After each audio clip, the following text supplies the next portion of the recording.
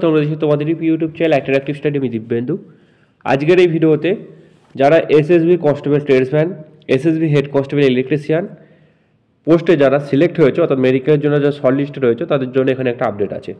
তোমাদের যে মেডিকেল এবং আরএমই অর্থাৎ ডিটেলস মেডিকেল এক্সাম এবং রিভিউ মেডিকেল এক্সামের যে অ্যাডমিট কার্ড, সেই অ্যাডমিট কার্ড কিন্তু এখানে অফিসিয়াল ওয়েবসাইটে জারি হয়ে গেছে। তো তোমরা নিজেদের registration number, date of birth এই সমস্ত কিছু দিয়ে তোমাদের অ্যাডমিট কার্ড কিন্তু চেক করতে পারবে। কত তারিখে তোমার মেডিকেল পড়েছে এবং কোথায় মেডিকেল পড়েছে সমস্ত কিছু তোমরা কিন্তু চেক করতে পারবে। আগের ভিডিওতে আমি তোমাদেরকে বলেছিলাম যে মেডিকেল কিন্তু ডিসেম্বরের ফার্স্ট উইক থেকে মেডিকেল শুরু হবে এবং অনওয়ার্ড চলবে, অর্থাৎ তারপরেও কিন্তু মেডিকেল চলবে। তো এখানে তোমাদের এসএসবি কনস্টেবল ট্রেডসম্যানে যারা শর্ট লিস্টেড হয়েছে তারা অবশ্যই এখানে দেখে নাও।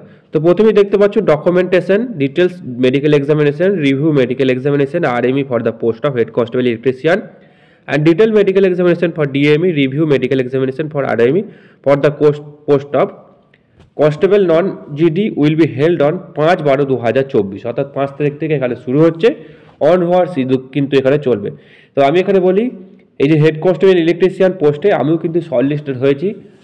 তো আমিও কিন্তু মেডিকেল দিতে যাব। তো আমার মেডিকেল এখানে পড়েছে 27 তারিখ ডিসেম্বরের 27 তারিখে মেডিকেল পড়েছে।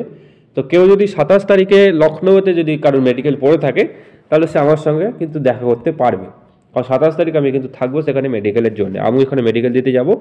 আমি এই ইলেকট্রিশিয়ান পোস্টের জন্য আবেদন করেছিলাম। তো আমি এখানে শর্ট লিস্টেড হয়েছি। তো দেখা যাক ফাইনাল সিলেকশন হয় নাকি। যদি তোমাদের ভালোবাসে ফাইনাল সিলেকশন হয়ে যায় তো ভালো কথা। আর যারা এখানে কনস্টেবল ট্রেডসম্যানে শর্ট লিস্টেড হয়েছো তাদের জন্য এখানে একটি আপডেট আমি দেবো কীভাবে তোমরা অ্যাডমিট কার্ড ডাউনলোড করতে হবে। দেখো, প্রথমত রেজিস্ট্রেশন আইডি তোমাকে এখানে কিন্তু ফিল আপ করতে হবে। দেন তোমাদের যে পাসওয়ার্ড আছে, পাসওয়ার্ড দিয়েছিলে পাসওয়ার্ড ফিল আপ করতে হবে এবং এই যে ক্যাপচার কোডটি আছে এই ক্যাপচার কোডটি এখানে কিন্তু ফিল আপ করতে হবে। এবার অনেকজনে হয়তো বলবে যে দাদা রেজিস্ট্রেশন নাম্বার, পাসওয়ার্ড আমার কিছুই মনে নেই।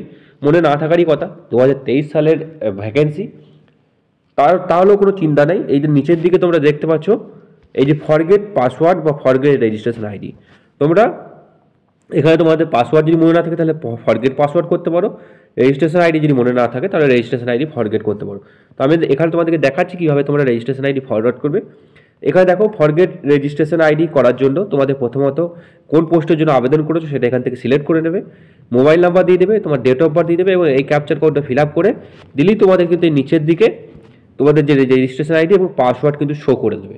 সেখান থেকে সেটাকে নোট ডাউন করে নেবে এবং নোট ডাউন করে তোমাদের কিন্তু ওখানে আগের যে পেজটা ছিল আগের পেজে তোমাদেরকে পুট করে সেখান থেকে অ্যাডমিট কার্ড ডাউনলোড করে নেবে এবং কোথায় তোমাদের মেডিকেল পড়েছে, আশা করি সবারই লখনৌতেই মেডিকেল পড়েছে এবং 5 তারিখ থেকে শুরু হচ্ছে। তো আমার 27 তারিখে মেডিকেল আছে। কেউ যদি দেখা করতে চাও হেড কনস্টেবল ইলেকট্রিশিয়ান আমি কিন্তু শর্ট লিস্টেড হয়েছি। তো যারা কেউ যদি দেখা করতে 27 তারিখ অবশ্যই লখনৌতে দেখা করতে পারো। তো এই ছিল তোমাদের আপডেট। ভিডিওটা যদি ভালো লাগে ভিডিওটা অবশ্যই লাইক করো। এরকম হেল্পফুল ভিডিও পেতে এবং সরকারি আপডেট পেতে তোমরা আমাদের চ্যানেলটিকে সাবস্ক্রাইব করে পাশে দেখা বেল আইকনটি প্রেস করে যুক্ত হয়ে থাকতে পারো।